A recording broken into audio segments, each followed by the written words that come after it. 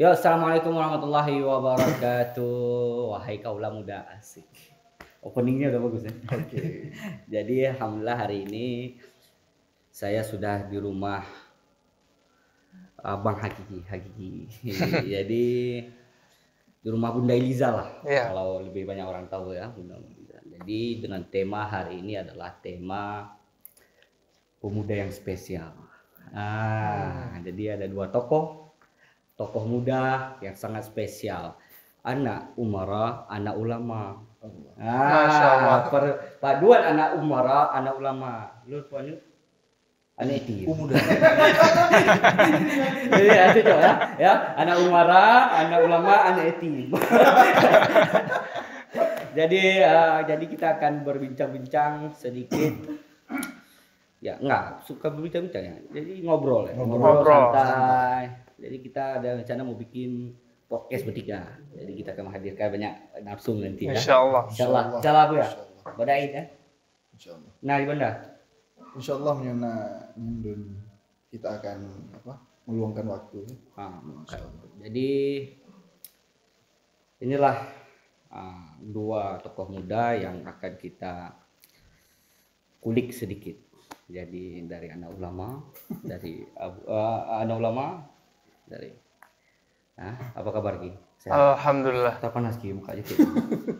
Oke, enggak apa-apa. Karena panas, kita buka jaket dulu. Jadi gimana rasanya jadi anak ulama nih? Jadi yang pertama ya. Rasanya. Kesannya. Jadi anak ulama. Saya sering di framing itu dilihat sebagai anak ulama. Yang pertama, tentunya kita sebagai anak ulama itu ada beban yang tidak dipikul oleh kawan-kawan yang lain. Khususnya kita di Indonesia, di Aceh khususnya, itu tidak ada orang yang kemuliaannya di atas ulama. Itu kita akui. Betul. Karena orang analoginya gini, orang itu kan di bawah presiden semua. Oke. Menteri di bawah presiden, panglima TNI di bawah presiden, artis dan bisnismen semuanya orang di bawah presiden. Yang mampu menundukkan presiden, yang dicium tangannya oleh presiden siapa? Ulama. Selain ibu dan ayahnya, ulama. Betul. Jadi memang peranan ulama di Aceh khususnya, di Indonesia umumnya itu menjadi tokoh yang paling utama. Terus gini, ulama ini kita lihat di Aceh itu bukan cuma tokoh agama, tokoh masyarakat, tokoh agama, tokoh kedokteran bahkan. Kalau di Aceh kita lahir anak misalnya, istri kita melahirkan. Di samping kita panggil bidan, orang kedua yang kita panggil siapa? Tengku. Abu, kan punya melo. Abu, anak saya udah lahir. Oh, alhamdulillah. Tengku, anak saya udah lahir. Itu membuktikan bahwa pangkat ulama di Aceh, jadi juga derajat ulama itu di Aceh, derajat yang paling dimuliakan. Orang yang dimuliakan itu adalah orang yang mempunyai beban yang banyak. Yang pertama, kita ini menjadi teladan kalau orang dimuliakan. Tentunya kita ini menjadi role model ataupun istilahnya influence bagi orang banyak di sekitar kita dan juga orang-orang yang mengambil kita sebagai pedoman, yaitu di ulamanya. Pandangan kita ke ulama tentunya pandangan yang bersih. Betul. Pandangan yang bersih, pandangan yang mulia. Ulama dan juga wa ma yata'allaqu bihi. Dan apapun yang berkaitan dengan ulama semuanya dianggap mulia. Ya. Misalnya peci ini harganya 60.000. Saya yang pakai 60.000. Tapi kalau yang pakainya Abu Mudi, yang pakainya Abu Tumim, yang pakainya Abu Ya, ini berapa harganya? Nggak ada harga, mahal sekali. Malah orang berebut ya. Berebut. pakai sebentar gini aja berebut. Terus apalagi air putih, aduh ngelayu air putih. Namun kalau udah sedikit diminum sama ulama itu udah dianggap mulia. Apalagi dibacain, didoain ya. Iya, didoain apalagi itu. Nah, ini yang berkaitan dengan hal yang paling dekat dengan para ulama, yaitu nasabnya. Nasab para ulama kita tahu dimuliakan di dalam kemasyarakatan dan juga di dalam norma-norma agama dimuliakan. Jadi beban nggak? Makanya saya sendiri tentang kemuliaan itu yang diberi oleh Allah. Sesuatu hal yang paling mulia itu. Saya sendiri, ya, ini saya curhat di hadapan kalian. Saya sendiri sampai sekarang masih belum sadar, masih terkejut, masih shock bahwa saya ini cucu seorang ulama, anaknya seorang ulama. Kok bisa saya dipilih oleh Allah untuk masuk ke dalam circle itu? Berarti sesuatu hal yang paling nikmat diberi oleh Allah. Nah, namun tentunya kita ini kalau ada diberi hal seperti itu tentunya dapat beban. Sebenarnya bukan beban, Tanggung jawab ya. tanggung jawab serta tugas yang lebih daripada kawan-kawan semua. Nah, gitu. Karena di pertemanan, Di dulu, circle circle nongkrong tuh pasti nongkrong. termasuk kita. Abu ya, gitu. kita nggak boleh sembarangan. Anak wali. Kalau di Jawa Gus. Bagus. Gus. Ya nggak. Orang sopan kan nggak bisa bercanda. Kita mau bercanda takut. Betul. Abu ya. Kita harus manggil Abu ya nih. Abu ya Muntasir. Amin. Tengku aja. Amin. Amin. Diaminin ya. Karena yang pertama itu ada rasa nggak pantas, itu ada, ataupun bahasa sekarang insecure. Iya. Ulama zaman sekarang. Harus tahu dong. Ya, oke. Karena kenapa insecure itu melihat diri kita sendiri lalu membandingkan dengan usul ataupun ayah-ayah kita. Ya. Oh, jauh kali. Kalau saya sendiri dibandingkan dengan ayah saya, oh masya Allah. Kalau dibandingkan sama Abuya lagi, Abuya Mudawati, oh masya Allah, tinggalnya jauh sekali. Tapi ditarik lah sama Abu ya. Namun saya sendiri berharap bisa salakna manhajahu, salakna maslakahu. Insyaallah bisa kita berdoa agar bisa menapaki jalan-jalan mereka itu. Nah, makanya kalau beban sih beban. Beban. Karena beban itu dimulai dari tanggung jawab. Kita harus menjadi hal yang menjadi ikutan bagi para teman-teman yang lain tentunya. Oke. Puji anjir, tengkum dasim dan naga puput. Ya, jadi yang menjaga, jadi apa gimana ya, gerak-gerik kita itu pasti akan bawa nama besar dua tokoh beliau ini ya, dua ulama besar. Dan bukan hanya tokohnya, Agamanya juga. Kan Islam maksudnya jadi patokan. Betul. Ulamanya. Nah, makanya orang memang melihat, oh hebat, oh mulia, keren lah diberi kemuliaan oleh orang, diberi kebanggaan oleh orang lain, kehormatan oleh orang lain. Tapi kalau kalian ini berada di posisi saya, pasti ngeluh. Oh ya, nggak nyaman. Pasti ngeluh. Nyaman nggak? Kalau nyaman harus kita ikuti alurnya. Karena kalau nggak nyaman nanti jadinya depresi, jadinya nanti gitu. Negatif jadinya. Jadi saya nikmati, cara menikmatinya dengan cara bertanggung jawab. Nah begitu. Nah, ada cerita dulu di Yaman, di Hadramaut. Itu kan di Hadramaut di Tarim itu terkenal dengan banyaknya para habaib. Itu memang tempat mayoritas habaib di situ. Jadi ulama-ulama banyak dari kalangan habaib. Terus mereka kan biasa kalau kumpul-kumpul gini itu baca-baca qasidah. Oke. Nah, baca qasidah. Atau ada tarian-tarian khusus itu apa? Tarian apa tuh? Zafin. Ya, Zafin. Apa Zafin namanya? Zafin ya. Zafin. Itu kan muji-muji itu. Muji-muji pendahulu mereka, muji-muji ulama-ulama terdahulu, muji-muji habib-habib yang terdahulu. Jadi pas perhelatan itu datanglah seorang badui. Badui itu orang pelosok Oke. Orang pelosok yang turun dari pegunungan, turun dari pendesaan masuk ke sini ke dalam kota.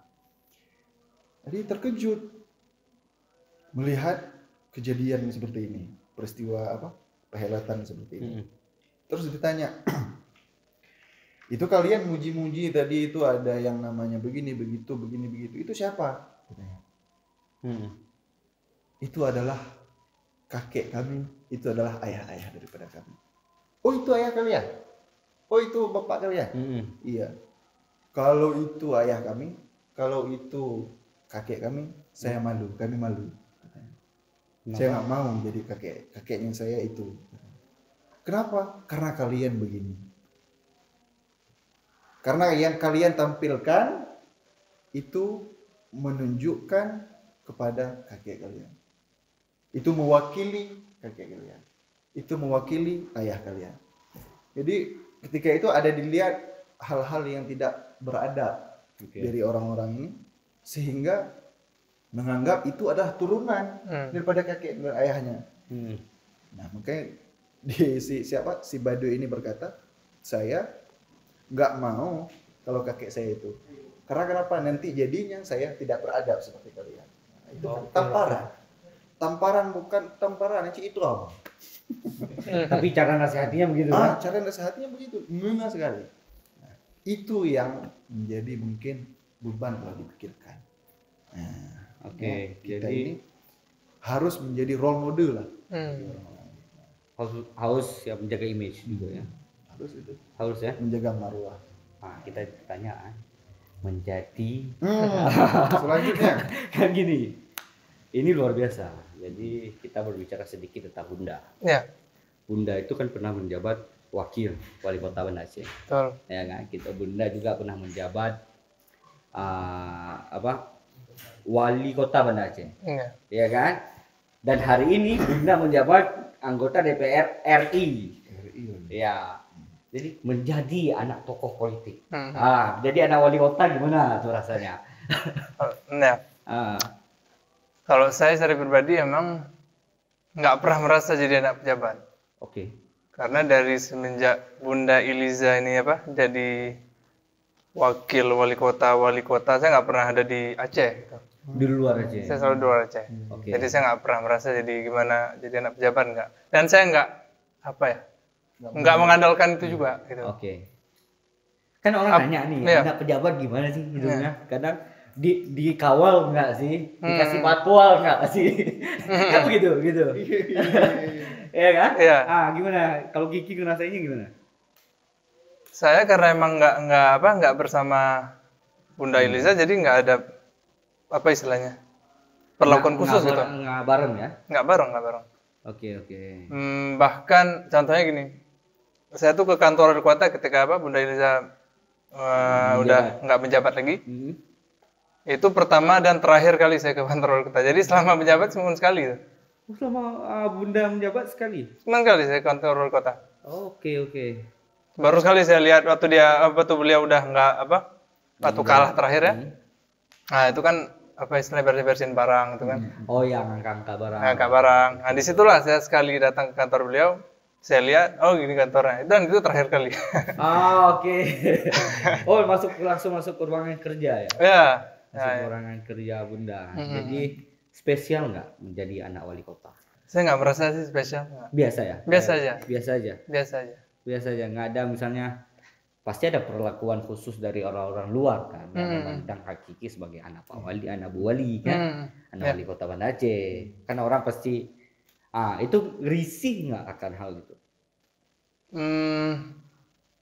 Ada sedikit misalnya kayak saya selalu kalau sama teman itu atau orang-orang, ya maksudnya nggak ada ingin merasa yang berbeda, sama-sama aja. Betul. Sama. Bukan, karena Banda Aceh nggak mungkin yang kenal Hakiki. Ya, anak pemimpinnya loh. Anak pemimpin kan pasti orang kenal. Kan misalnya gini, sekarang misalnya Pak Amin, kan pasti orang tahu anak Pak Amin. Iya. Tahu hubungan Pak Amin dengan Persija apa. Ya kan? Begitu juga terjadi waktu di masa Bunda menjabat. Ya kan? Itu menjadi beban atau enggak? Ternyata enggak ya. Enggak menjadi beban, tapi emang seperti yang tadi Abuya Muntasir sampaikan, emang ada sedikit apa ya, harus kita sebagai anak pejabat mungkin kan menjadi contoh masyarakat. Oke. Jadi kita harus lebih menjaga seperti perlakuan kita di sosial gitu ya. Itu emang harus lebih hati-hati karena itu kan menjadi contoh bagi orang lain gitu. Emang ada beban itu sedikit, emang ada. Ada ya. Ada karena memang kita harus jaga nama besar ibu.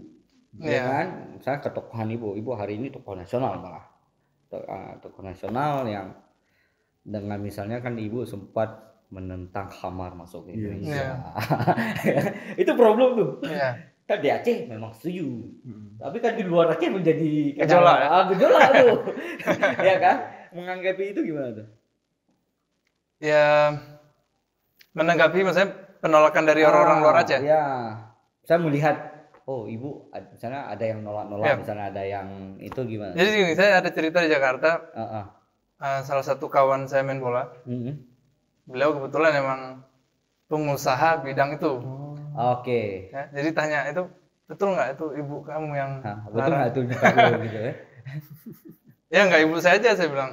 Semua yang ada 18 orang itu dari partai P3, PKS, ada PAN itu kan ikut gitu. Oh, saya tahu dia maksudnya mungkin nggak senang atau apa. Oke. Itu menanggapi kayak gitu gimana caranya tuh? Ya saya selalu ditanamkan sama ibu itu, ini kan perjuangan bukan hanya untuk dunia, tapi ini kan kita memperjuangkan agama gitu. Oke. Jadi nggak masalah. Dari zaman Nabi dulu, Tanya Abu ya mungkin nama kita memperjuangkan agama, kebenaran pasti. Betul. Ada hatersnya. Iya. Di mana ada Musa di situ ada Firaun. Di mana ada Muhammad di situ ada Abu Lahab. Iya. Betul. Bahkan nyawa pun nggak masalah. Iya, betul. Di mana ada itu ada haters itu. Iya, betul. Ya kan? Di mana ada arti ada netizen. Betul. Oke, jadi tapi jujur Kiki ini bukan seperti kebanyakan anak pejabat. Iya, betul. Karena saya sendiri merasakan kesan pertama tadi ya. Ini pertama kali jumpa sama gitu. Sama, saya pun pertama jumpa, Masya Allah. Tapi beliau gak gaul habis ya. Saya waktu dengar dari Bang Ali tadi, saya sama Abu ya, saya udah getar tuh. Biar mana?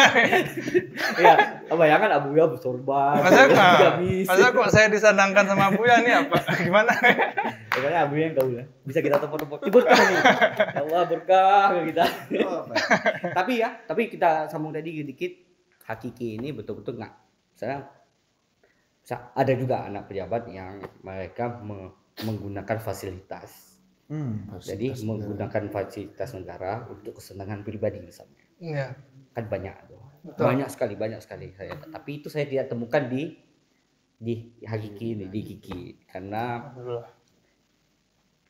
Alhamdulillah Hafiz beliau ya. Iya. Hafiz, penghafal Quran, sekarang menjadi imam-imam di tarawih ya, imam tarawih dan lain sebagainya. Jadi ini dua ulama sebenarnya. Ya. Itu jarang ditemui di jarang ya. Pejabat-pejabat yang lain. Karena kan kita pejabat ini itu dunianya pasti lebih. Oke.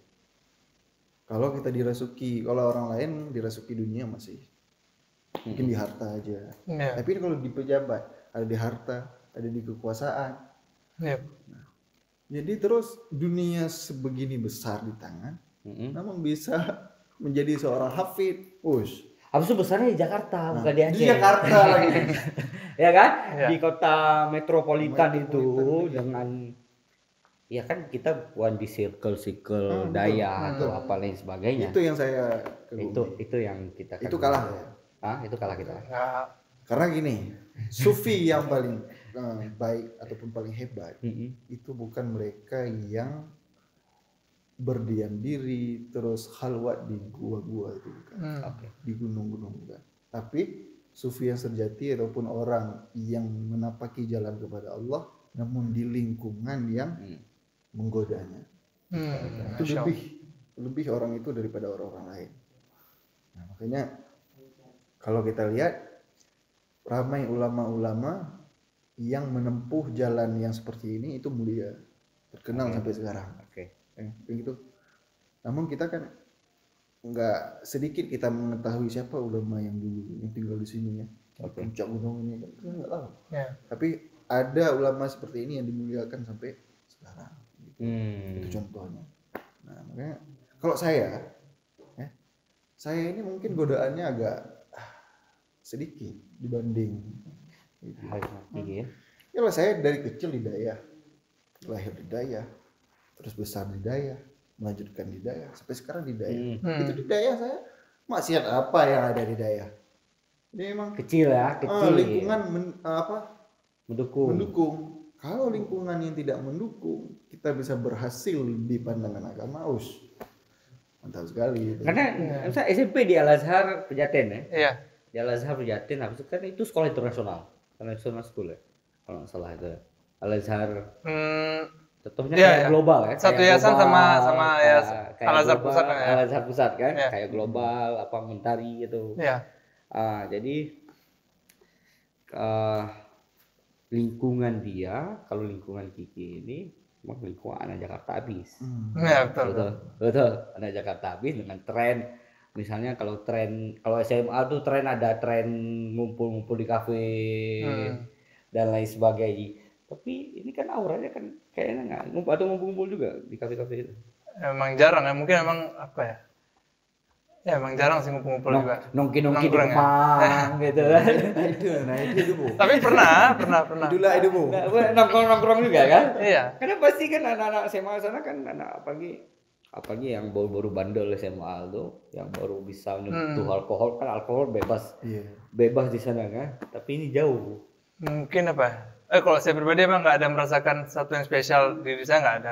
Saya cuma bisa bersyukur sama Allah, nggak sampai. Iya. Misalnya saya nggak menjadi orang yang bandel lah itu bilangnya, yang bisa yang banyak maksiat, naudzubillah. Saya cuma bisa bersyukur aja, saya nggak ada spesial di diri saya. Mungkin salah satunya juga lagi dukungan orang tua. Ayah saya itu sangat keras itu tentang hal seperti itu. Betul. Jadi kita cerita sedikit ya, kita flashback. Dua. Kiki ini di Mesir. Ya, jadi beliau mengambil sana Qur'annya di Mesir, beliau belajar di Mesir, kita akan kulik sedikit di Mesir dan kita akan kulik Dayah. Oke. Ya, dua versi ini. Seru. Seru. Ya, seru kan? Jadi perbedaan Mesir dengan Dayah. Jadi Mesir kan ini dua tempat menuntut ilmu tapi satu Dayah, satu versi Mesir. Ya kan? Kita ke Abuya dulu. Boleh ya? Boleh. Kita ke Abuya dulu. Kalau tanya, Pertama kali masuk Dayah. pertama kali masuk Dayah saya kelas 2 SMP. Kelas 2 SMP Dayah. Dayah Babul Maghfirah. Cokeun. Nah, Ceko. Ciko. Satu amatir. Oke. Pimpinan Ustadz Nasrul Aidi. Pimpinan yayasannya Abu Madinah, Abu Muhammad Ismi. Jadi itu pertama kali. Saya sih minta sama Umi. Nyomilun tamat SD, tamamin baju. Mintanya segitu. Masya Allah. Ini tamat min, mau ngaji terus gitu kan. Mau ke Dayah. Kata Umi, jangan dulu. Kamu ini masih nggak bisa apa-apa, kata Umi. Sekolah formal dulu lah. Sekolah dulu, gitu. Udah gede sedikit lagi nanti baru gitu kan. Sudah ya. Masuk Dayah. Terus memang mungkin begini ya. Kata-kata Umi ini saya pegang. Enggak, saya nggak minta lagi. Namun kenyataannya di kelas 2 SMP saya masuk Dayah. Ini mungkin doa yang dipinta oleh Abu Madinah tadi. Abu Madinah ini ataupun Abu Ismi ini merupakan kawan dekat daripada Abuya saya. Obet, kawan dekat sekali. Jadi semasa di Darussalam kawan dekat, terus memang kawan diskusi, kawan dekat, sahabat. Ketika Abuya meninggal, itu yang bicara di depan jenazah beliau. Itu sebelum beliau ngomong tentang ceramah pengantar jenazah itu ya. Jenazah beliau. Itu kata Abu Madinah begini. Nyo di hadapan orang mandum ramai kali itu malam. Di hadapan kalian semua ini, di hadapan keluarga, di hadapan Umi, di hadapan hadirin semua, saya malam ini ingin meminta anak beliau yang terakhir bungsu untuk menuntut Wali untuk belajar sama saya. Nah, itu beliau belajar nantinya sama saya. Gitu kata beliau. Jadi kan kami di suasana sedih itu, nggak ingat ke situ. Namun lambat berlanjut hari, rupanya memang dikabulkan oleh Allah. Karena saya memang nggak ada niat ke situ, namun diarahkan oleh Allah ke situ. Nah, itu cerita pertama kali kenapa ke situ. Terus tamat di Babul Maghfirah, tamat SMP di situ. Lanjut ke pesantren salaf, pesantren tradisional, pesantren salafi, ngaji di Dayah Ulediti. Daya Hulediti. Dayah Ulediti Lambaru. Nah, jadi situ alhamdulillah sampai sekarang masih di situ. Masih di situ Masih ya. di situ.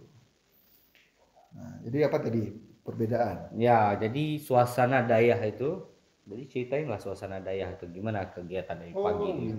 Kan kita mau tahu itu Ya, kegiatan anak Abuya apa nggak sama nggak kayak yang lain, anak santri-santri yang lain kan begitu. Oh ini ada pimpinan, oh ini anak ulama, oh ini kan begitu. Kan ada perlakuan spesial atau enggak atau seperti yang lainnya gitu. Saya masuk di Dayah Ulediti tahun 2014 tamat SMP. Saya masih muda waktu itu. Masih muda. Masih muda saya. Masih imut. Sekarang pun masih imut. Ya. Betul. Saya masuk di sana tahun 2014. Dayah Ulediti adalah dayah yang paling profesional. Oke. Kita kalau masuk ke dayah itu di dalam peraturannya, di dalam pelaksanaannya sama semua. Sama kayak semua, tidak memandang anak siapa, tidak memandang dari mana. kena support Pertama masuk udah kena siram. Dibangunin pakai air. Pertama masuk itu malam pertama. Gara-gara hilang bilik daya. sorry ya. Oh iya. Gara-gara gue hilang biliknya hanya bedah sepoh, kak kena tipu gue. Nah itu budaya. Jadi memang kami sama semua. Jadi nggak ada perbedaan tuh. Ini anak ulama ini nggak ada. Tapi kan kalau secara kita pandang sebagai profesional harus diterapkan seperti itu. Namun di antara guru-guru ini terus kawan-kawan kebahagiaan itu kan orang ini kenal saya, kenal ayah saya, kenal kakek. Orang ini menaruh ta'zim. Orang ini menaruh ta'zim dan juga hormat pada saya. Itu hak mereka. Nah, itu hak mereka. Kita tidak bisa melarang itu karena memang dituntut untuk ta'zim. Kan gitu. Saya harus ta'zim kepada Baba Ali, saya harus ta'zim kepada Kiki, harus sama kita ini harus menghormati. Itu kan nggak bisa kita larang. Namun saya sendiri saya katakan sama teman-teman dan juga sama guru-guru, jangan berlebihan. Kita harus profesional. Kalau saya salah, saya siap kena hukumannya. Dan kalau sebenarnya teman-teman salah, saya siap menegur. Gitu. Nah, jadi di manapun itu saya katakan begitu. Karena gak enak juga lah. Kita ini gak masuk ke hal yang lumrah. Masa kita lebih spesial kan? Gak enak itu. Hidup kita seperti hidup anak raja, seperti hidup pangeran. Itu nggak enak kali. Karena sih jujur ya. Kalian berdua misalnya gini. Misalnya saya kan nggak minta jadi anak yatim. Saya nggak minta jadi anak yatim. Betul. Ya kan? Begitu juga misalnya Kiki nggak minta juga jadi anak tokoh, anak Bunda Liza. Begitu juga dengan Tasir kan. Ketika sudah menjadi anak apalagi anak wali besar wali besar sekali di Aceh itu diakui bukan di Aceh, dunia aja udah mengakui itu ya kan, apalagi kakek itu jadi kan orang pastilah salim cum jero gitu. Ya kan, itu gimana tuh? Nah itu sering saya sampaikan sama teman-teman ya. Saya kalau kalian anggap saya teman, harus berlaku seperti teman. Kita bercanda, kita ngopi-ngopi, kita ngobrol. Jangan pandangan kalian itu ke saya sebagai ulama ataupun sebagai anak daripada orang yang dimuliakan. Dalam artian saya ingin juga seperti kalian. Hidup seperti kami. Hidup seperti kalian. Jadi saya gabung Hmm. sama teman-teman. Mungkin teman-teman saya sekarang ada yang beranggapan saya ini nggak mirip anak ulama. Sedemikian berbaur saya sama orang ini. Haters ada. Makanya saya Haters nah. Nah, haters ada. tak ada lah. Mau ulama aja ada haters. Iya. Kita kan, Nabi Muhammad pun ada. Rasulullah. Pamannya sendiri maka. Ya, makanya saya menekankan kepada teman-teman gitu, jangan berlebihan aja. Gitu. Kembali ke daerah tadi. Kembali ke dayah, kita hidup di dayah ini, kan? Apalagi saya itu mendapatkan pelajaran dari pertama bangun tidur hingga tidur kembali. Itu selalu di dalam pelajaran, selalu di dalam belajar, selalu di dalam ta'lim, selalu gitu. Karena kita di dayah diperhatikan bukan cuma di kelas. Nah mungkin ini spesial dayah dibandingkan institusi di manapun. Betul. Kita diperhatikan sama guru. Kita dianggap penting sama guru. Kita diberi pelajaran sama guru. Itu bukan cuma di kelas. Oke. Jadi dimanapun kita ini tetap di bawah bimbingan guru. Dan itu hal yang paling spesial. Karena apapun jadinya, kalau kita nggak ada guru, pasti nggak berhasil. Oke. Apalagi di dalam masalah agama. Kan gitu. Inna hadzal ilma dinun, kata Rasulullah. Agama ini merupakan ilmu ini merupakan agama. Jadi falyanzur aynama ta'khudhu dinakum. Jadi lihatlah di mana kalian mengambil agama kalian. Jadi harus kita perhatikan itu tentang guru, tentang bimbingan para guru, tentang bimbingan para masyayikh. Nah, itu sesuatu hal yang paling luar biasa yang ada di dayah. Betul. Nah, begitu. Oke, jadi sampai berapa tahun di dayah? Alhamdulillah sekarang udah 14 berarti 7 tahun.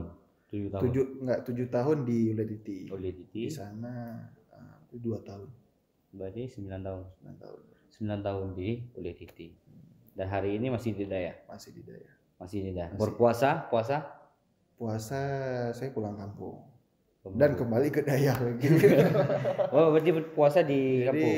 saya wakafkanlah diri saya untuk dayah. Masya Allah. Gitu. Diri udah diwakafkan apalagi. Iya. Ya kan? Lebih dari harta tuh. Lebih. Ya. Jadi cerita awal masuk ke Kairo, kok bisa nyampe ke Kairo? Gimana ceritanya? Ya. Saya sebelumnya termasuk cita-cita dalam hidup saya itu bisa menjadi Azhari. Azhari. Karena Amin, kan- kita doakan suatu hari ya. Bisa Amin. doain, kan? Bisa tanya-tanya pengalaman kan. Hmm. Karena saya kan baca kitab, banyak ngaji-ngaji kitab. Ya, itu ya. rata-rata kan karangan Azhari. Karangan ulama-ulama Al-Azhar. Kagum lah saya.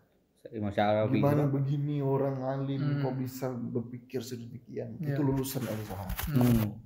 Ya, dayah ini tidak terlepas daripada Al-Azhar. Karena kitab ataupun kurikulum yang kita pelajari itu rata-rata dari Al-Azhar. Iya. Nah, Betul kan? Bajuri Al-Imam Syekh Ibrahim Al-Bajuri merupakan Syekhul Azhar di abad 19.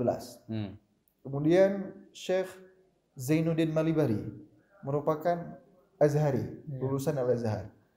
Nah, banyak ulama-ulama yang kita pelajari kitabnya itu dari Al-Azhar. Nah, makanya saya menaruh hormat sekali pada Al-Azhar. Merupakan cita-cita lah. Ini udah mirip ulama ya? Iya. Hafal ya? Kayak kita. Aman, hafal kitab. Hafal nang kitab, ini ulama.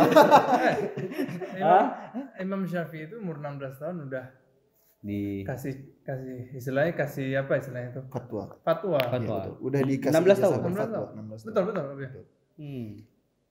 Oke, jadi balik ke Azhar Oh, ya. tadi ya. Maksudnya apa cerita gimana saya bisa ke Mesir? pertama? Kenapa bisa ke Mesir? Iya. Padahal jadi kasih sedikit Kenapa bocoran. harus Mesir? Kenapa kasih sedikit bocoran? Hakiki ini ke Mesir tanpa bisa bahasa Arab. Betul. Ya kan? Lanjut.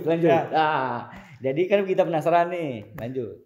Kenapa harus Mesir? Kenapa harus Mesir? Jadi yang bawa saya ke Mesir ini lagi-lagi itu karena Quran. Karena Quran. Karena Quran pasti. Kecintaan terhadap Quran ya. Iya. Jadi awalnya saya kan ingin menghafal Quran. Kayak tadi cerita pertama dicariin guru sama mama. waktu saya udah mulai hafal Quran di Jakarta itu sambil kuliah, terasa nih ini pulang kuliah macet. Oke. Ya kan, jadi guru saya yang tunggu saya itu karena saya macet kan. Dari Pejaten kemana tuh? Dari Pejaten ke TB Simatupang. Oh, itu lumayan tuh. Macet. Macet kan, pasar Minggu, muter dulu kan, sebentar baru DB sama Tupang tuh. Belum lagi ada tugas-tugas kuliah gitu kan. Betul. Jadi saya pikir ini kayaknya kurang efektif karena saya pengennya fokus gitu, misalnya hafalan itu fokus. Ya udah akhirnya timbul keinginan ingin bisa bahasa Arab gitu. Oke. Ingin bisa bahasa Arab. Bilang ke mama, "Mah, ini jadi gini. Salah satu sepupu saya dengar lulus ke Qatar gitu. Ke Qatar tapi bukan belajar agama. Sekolah kampus biasa. Oh, saya pengen kan. Ini gimana nih caranya pengen keluar ke negara Arab supaya bisa hafal Quran dan bisa bahasa Arab gitu. Kemana nih kira-kira yang cocok? Terserah lah mau kemana. Yang penting jangan di Indo. Itu pertama kali ingin ke Arab. Itu ingin ke Arab. Pokoknya Arab lah. Arab, nggak Mesir. Oh, belum ada negaranya. Belum. Pokoknya Arab lah. Oke. Asalkan yang Reza Arab. Kemudian dikasihlah pilihan-pilihan sama temennya mama tuh. Ada Ustazah Rahmatillah bilang ke Maroko, ada yang bilang ke Jordan, ke Saudi gitu kan. Ke Palestina nggak? Palestina nggak? Jadi kemarin tuh ke Jordan, Saudi, Maroko atau Mesir. Oke. Mesir terakhir. Nah akhirnya ketemulah salah satu ustadz di sini namanya Ustadz Ahmad Rizal, beliau imam Masjid Longbata tuh. Oh ya. Nah diajaklah ke Mesir. Dengan akhirnya ya memutuskan untuk ke Mesir gitu kan. Ke Mesir tanpa ada bekal apapun, nggak ada bahasa Arab, nggak ada ilmu apapun, nggak ada tuh. Bahasa Indonesia. Bahasa Indonesia. Hafalan Quran masih 3,5 juz. 3,5 juz ke Mesir. Dulu kuliahnya di mana di Jakarta? ISQ Business School. SQ Business School ya. Dari Business School ke Hafid. Dari ya itu jatuhnya apa ya SQ ya? ISQ. Ari Ginanjar tuh. Sekolah Ari Ginanjar tuh. SQ. Menara 165. Ah, di situ. 165. Masya Allah. Nah, terus Akhirnya ke Mesir dengan bantuan Ustadz Ahmad Rizal. Saya bisa terjun bebas ke Mesir. Oke. Tanpa ada status apapun, bukan mahasiswa, bukan apa. Pakai visa ziarah. Itu? Enggak, dulu di Mesir ini waktu 2015 itu masih bisa pakai visa, istilahnya visa markas. Markas itu tempat les ya. Tempat les bahasa Arab itu. Idat lah istilahnya, kalau di Libya itu ada kelas idatnya. Idatnya ya. Masih mengeluarkan visa mereka. Oke. Tapi visa itu 3 bulan kita perpanjang terus. Oke. Terus ke sana Mesir masuk markas Nil, dapat visa 3 bulan. Oke. Udah tuh di markas Nil terus tuh. Habis visa perpanjang. Setelah 6 bulan di Mesir, terus ada info lagi dari kawan-kawan di sana kan, dari kawan-kawan KMA di sana. Dibuka tes kemenak. Tes kemenak. Untuk masuk Al-Azhar. Untuk masuk Al-Azharnya. Ya. Jadi kita masih dulu Al-Azhar nih ya. Masih belum ada hubungan sama Al-Azhar. Oke. Terus setelah itu senang saya kan dengar kabar itu kan. Saya pulang ke Indonesia, nah lagi-lagi sama Ustaz Ahmad, saya minta belajar bahasa Arab untuk tes itu. Apa kira-kira persiapan untuk tes kan? Oke. Alhamdulillah ikut tes, keterima. Terima, masuk Al-Azhar, berangkat lagi ke Mesir. Itu nggak langsung masuk Al-Azhar lagi, masuk Daurah Lughah. Daurah Lughah setahun lagi untuk persiapan bahasa lagi. Oke. Di DL ya. DL. Ya. Nah setelah itu baru masuk Al-Azhar. Dan dia sambil saya menghafal Quran di markas Syekh Al-Maksarawi. Oke. Jadi fokus kuliah sama menghafal Quran ya sekaligus gitu ya? Iya. Oke. Kuliah sama menghafal Quran. Betul. Nah tadi pertanyaan kali gimana kondisi belajar di sana? Gimana kondisi di Al-Azhar sama di pesantren apa tuh? Markas pesantren, itu. Ya? Markas Syekh itu. Kalau di Mesir ini emang beda sama tadi Abu ya bilang di pesantren itu kan kita diurus dari bangun tidur sampai segala macamnya kan. Tapi kalau di Al-Azhar ini kita memang betul-betul diri kita ini harus punya tujuan dan prinsip yang kuat untuk belajar di Kairo itu. Karena kuliah nggak wajib. Kuliah nggak wajib. Kuliah nggak wajib. Kita boleh nggak kuliah, masuk aja ujian, boleh. Oh, yang penting lulus daftar, habis itu datang ujian nggak masuk bisa. Asal bisa jawab aja. Nah, Tuh lulus. Oh, kuliahnya nggak wajib. iya. Nggak wajib absen kuliah. Kampus Indonesia, kampus Indonesia, kampus Indonesia. Lihat tuh. Daftar yang penting lulus dan bisa jawab pertanyaan. Jadi nggak wajib kuliah. Jadi nggak fokus ke itunya ya, Iya. ke masuk itu nggak. Itu Al-Azhar ya? Itu Al-Azhar. Itu aja. Oh, saya kirain Al-Azhar itu ketat loh. Masuk gini, misalnya dia masuk dari jam 8 tank sampai jam 5 sore misalnya. Dia belajar dan wajib. Kalau nggak masuk alfa, kalau mau 3 kali nggak alfa nilai C. Enggak. Bukan kayak gitu. 7 kali cukur rambut gitu. Ah, itu pesantren. 7 kali botak. Aku di Mardian itu berapa kali botak ya? Aku di pesantren botak juga, ada bandel juga. Sama tuh. sama kita sama. Betul. Nyebani demo. Oh. Oke. Jadi kita lanjut lagi. Nah, makanya tadi saya bilang belajar di Mesir itu harus punya prinsip dan tujuan yang jelas gitu. Oke. Iya betul. Saya waktu ke Mesir tujuan saya jelas, saya cuma mau hafal Quran. Oke. Lulus kuliah lulus enggak. Itu saya. Makanya saya nggak lulus di Al-Azhar, saya lulus di UAD Ahmad Dahlan itu. Karena saya merasa waktu itu udah selesai Quran, di Al-Azhar masih tingkat 2. Saya udah pengen pulang itu kan. Ya udahlah, ada dibuka program sama KBRI Mesir itu untuk bagi yang tingkat 2 di Al-Azhar boleh mendaftar di Ahmad Dahlan, melanjutkan. Ya, boleh. Apa mengulang itu kan. Saya masuk ke sana. Jadi pindah kampus lah istilahnya. Pindah kampus. Oke. Pindah kampus. Lu pindah kampus. Jadi ya akan terus. Nah, karena di Mesir itu kalau kita nggak punya tujuan jelas tuh udah terombang-ambing. Iya betul. Makanya ada yang lama di sana nggak tahu ngapain, akhirnya bisnis, ya kan? Bisnis habis itu gagal. Ya. Karena godaan di Mesir itu sama kayak di Jakarta juga ya. Betul. Malah lebih terjaga di Aceh. Iya kan? Iya. Ya, Gimana godaan maksudnya? itu kotanya kan kota metro juga. Metropolitan juga kan? Metropolitan Kairo juga. itu kan Kairo ibu itu kota. Ibu kota. Mall Kairo ada itu segala ibu macam ada. Nah, semua gitu. Artis Arab itu kan ramai dari Mesir. Nah, lihatlah gimana artis Arab itu. Oh gitu. Orang pacaran samping-samping kali gitu. Hah? Ya, Kan kehidupan misalnya orang yang pacaran yang boncengan lah atau kan di Indo kan itu gimana sana? enggak, di Mesir alhamdulillah enggak se ini. Nggak sevulgar itu juga. Enggak. Oke. Karena di orang Arab itu emang di Mesir itu menjaga tuh antara hubungan laki-laki dan perempuan itu. Malah kalau kita naik bus nggak boleh tuh laki-laki berdiri di belakang perempuan tuh nggak boleh. Tapi tetap campur. Tetap campur. Tapi mereka selalu nggak mau berada di belakang perempuan tuh nggak. Karena itu aib bagi mereka kan.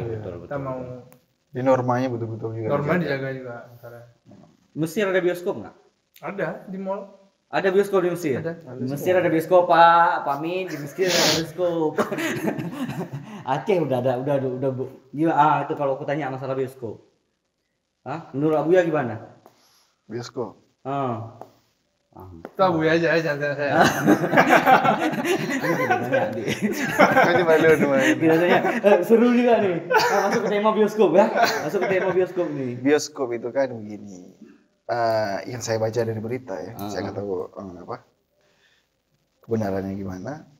Yang tersebar ke berita kan kita ini kalau ditanya sama Pak Amin gimana Pak, ataupun wali kota tentang bioskop, saya tanya sama ulama dulu, kan gitu jawaban beliau dulu. Iya, karena kan kemarin terakhir saya ketemu Pak Amin. Saya room tour ke pendopo. Ini juga Podcast room tour. Jadi ada pertanyaan satu tentang bioskop. Jawaban beliau, kan saya tanya tentang Transmart. Transmart. Ternyata itu kan Transmart. Apa juga? Itu Trans Studio Mall. Oh. Dia mau bikin kayak di Bandung. Oh gitu. Oh jadi ada permainannya. Ada wahananya. Ada wahananya. Ada wahananya. Tapi aku nggak fokus ke situ. Aku fokusnya gini. Ada bioskop nggak di situ, Pak? Karena kan general secara keseluruhan Trans Studio itu ada bioskopnya. Ya kan? Kata beliau ini sedang dikaji oleh MPU dan kita belajar di negara-negara Islam. Pak, menurut info dari Hakiki, Mesir ada bioskop. Mungkin bisa ke Mesir ya belajar. Gimana bioskop Mesir? Sama kayak di Jakarta. Persis, Iya. kayak XX1 tuh. Ya, cuman. Nggak ada batasannya, atau misalnya kalau di Aceh bisa dipasang WH atau penjaga Pakai tirai. pakai tirai. Atau Setahu gimana? saya di Mesir emang nggak pernah ya nonton bioskop, tapi yang saya dengar itu kayak Jakarta sama aja. Sama aja. Nggak ada Duduknya bisa campur bisa, gitu. bisa sama. Oh begitu. Film-filmnya? Sama film-film Hollywood. Film-film Hollywood, misalnya Fast Furious, Iya. ada di situ. Ada. Ada, Karena nih. konsepnya kan bahasa Arab itu kan. Ya teksnya misalnya Teksnya bahasa Arab. ya. Mesir itu masih dunia loh. Bukan akhirat. Bukan. Itu Enggak, Aceh. Mesir itu ada Fir'aun, ada Nabi Musa. Ya, betul. betul. Eh, Jadi Jadi jangan mentakdiskan juga ya. Iya. Jadi kadang-kadang kita salah dalam ya menilai. balik ke bioskop tadi. Nggak usah ulang-ulang menurut Donu. Kayaknya lu lagi aja. Lun saya. Saya sendiri belum bisa berpijak kepada pendapat ya. Apalagi itu kan pertanyaan kayak Bapak Ali kan pertanyaan to the point. Saya tidak bisa menjawab itu karena masih ulama saja masih mengkajinya. Nah, yang pertama kita harus menunggu dulu keputusan daripada para ulama. Enggak, sekarang gini, saya kan orang umum lah. Oke. Pendapat orang umum gitu ya. Ya, pendapat orang umum. Ya. Mesir negara Azhar. Azhar itu sekolahnya melahirkan banyak ulama. Betul. Betul. Ya kan? Ulama-ulama besar juga ada di sana. Betul. Ya kan? Ulama-ulama besar misalnya sekarang misalnya masih ada Syekh Ali Jum'ah. Ya, Syekh Ali Syekh Jum'ah. Hashim ya. Tapi kan nggak tahu lah. Ada loh Betul. bioskop negara Islam tuh, bukan negara mayoritas negara Islam kan? Mesir masuk negara Islam nggak? Bukan. Bukan, Mesir Oh, itu bukan. kayak Salah. Indonesia lah. Kayak Indonesia, Republik mayoritas Islam. Arab Mesir. Ya. Republik. Mayoritas Islam. Mayoritas Islam. 80% Islam di sana. 80%. Banyak kita berapa persen? Jadi 87. kan, Kita 80-an juga berarti. Jadi kan bisa belajar dari Mesir lah istilahnya. Maksudnya Mesir aja bisa ada bioskop. Nah, begini. Gitu loh. Masa Makanya kita nggak bisa? itu yang ingin saya bahas tadi. Ya. Jangan mentakdiskan suatu negara. Jadi jangan menganggap Menyucikan ya. ataupun jangan Bukan menganggap. menyucikan, kita masih berpatok dalil-dalil aja masalah Iya bioskop betul itu. Jangan ini. begini. Iya enggak? Hah? Masih Jangan- debat tentang dalil aja nih. Jangan sampai mengambil pedoman dari Mesir misalnya. Ngambil rumah Mesir. Karena gini, saya juga ada teman-teman di sana juga kan, termasuk lagi kini. Saya tanya sama orang, gimana di sana? Kalau kan ada Old City, ada New City kan. Iya. Kalau di Old New City, Cairo. New Cairo kan. Jadi kalau di Old Cairo itu ataupun Old City itu masih sama lah kayak kita di Aceh. Karena kebanyakan memang syekh-syekh, kebanyakan orang-orang Azhari. Tapi kalau udah ke sana, itu lebih dari Aceh gitu ya. Jauh lah udah. Iya kan? Iya. Bahkan yang nggak pakai jilbab aja ada, yang berpakaian mini juga ada begitu. Nah, makanya saya katakan tadi kalau masalah penerapan syariat itu lebih kita di Aceh. Menang kita ya. Menang kita. Nah. Kita bang aja udah bang syariah. Udah bang syariat. Kan? Jadi saya sendiri yang saya tahu ya, memang negara yang penerapan ataupun daerah yang penerapan syariat Islam, terus warganya menerima syariat Islam, terus syariat Islamnya yang ahlu sunnati wal jamaah, itu kalau di dunia sekarang, Tarim yang pertama, kan? Yang kedua Aceh. Ini bukan bukan kita berbangga diri, bukan. Karena kalau kita lihat di Kairo misalnya, itu walaupun orang tuh Islam ataupun dekat dengan ulama, tapi perbuatan ataupun lingkungannya itu bukan kayak kita di Aceh. Kita di Aceh, orang yang nggak pakai jilbab itu menjadi hal yang tabu. Jadi menjadi hal yang aneh bagi kita kan gitu. Iya, Wow. Misalnya kita duduk nongkrong di kafe, terus datang cewek yang nggak pakai jilbab. Hmm. Itu pasti aneh. Oh ya kalau di Aceh ya. Kayak di Aceh gitu. Nah, Apalagi itu aku pertanda kuliahin tuh. itu pertanda bahwa syariat Islam masih berdarah daging dengan orang Aceh. Tapi kalau di Mesir di New Cairo itu biasa aja, ya kan? Biasa aja, apalagi di mall itu biasa aja. Nah, makanya kalau misalnya kita bandingkan bioskop Aceh dengan bioskop Mesir, nah bisalah kita mengambil suatu pedoman. Iya. Oke. Nah, begitu. Oke, kita ini pertanyaan harus dijawab dua-duanya. Ya. Aceh hari ini butuh bioskop nggak? Siapa dulu yang jawab? Oh iya. Nah, saya pribadi saya butuh karena saya pencinta film. Sama. Oke. Hakiki? Butuh tapi dengan peraturan Ada syaratnya. Peraturan khusus gimana? Ketentuan dan syarat yang tertentu. Yang pertama, kita harus menyadari bahwa ini Aceh. Dan Aceh berbeda dengan daerah yang lain. Kita ada budaya tersendiri. Kita menerapkan norma ataupun hukum Islam.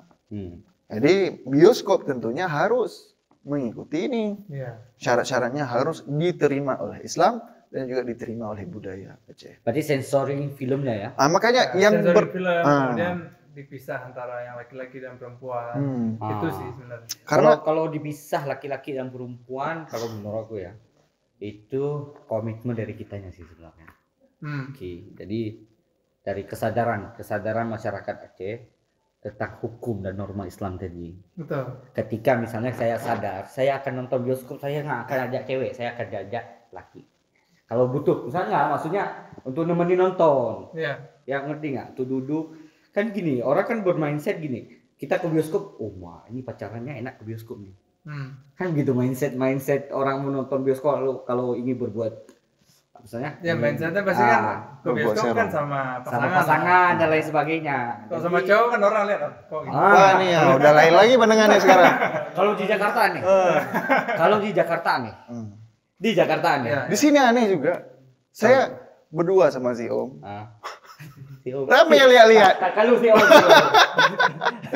Iya. jadi sekarang udah pun dianggap aneh juga. Nah. Betul.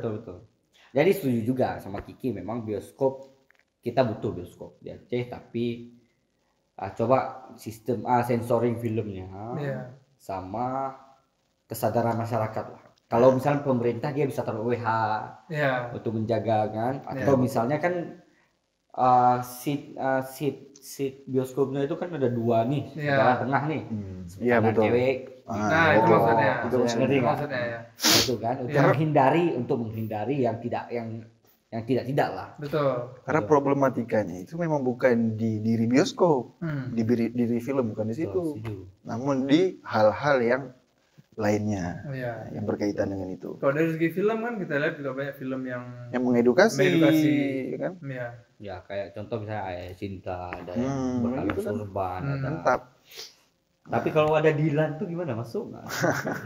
Nggak tahu, saya belum nonton. Kalau tiba-tiba ada muncul film Dilan kayak gitu kan? Ini dilema juga tuh bioskop biasanya tuh. Film yang kan bioskop bicara bisnis kan, bicara duit.